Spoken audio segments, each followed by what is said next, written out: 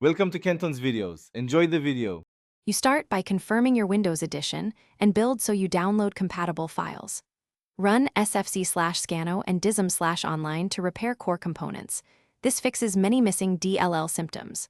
Once done, create a system restore point and note which program reports Api-ms-win-core-path-l1-1-0 DLL so you can target repairs. Make sure you have administrator rights and stable internet for downloads.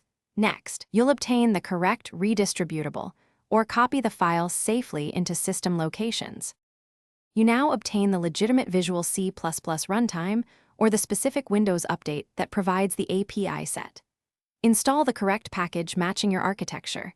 This often restores the DLL.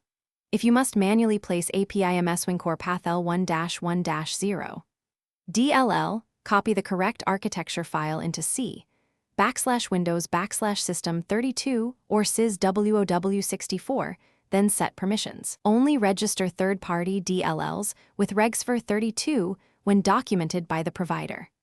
Make sure antivirus is paused and checksum matches to avoid corrupted files.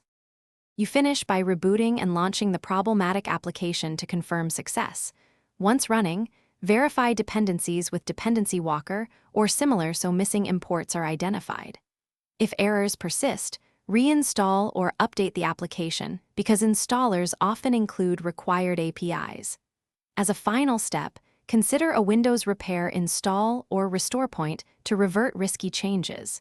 If nothing works, restore your system point and collect error logs before seeking advanced support. This preserves stability. Thanks for watching. Consider subscribing if we helped you.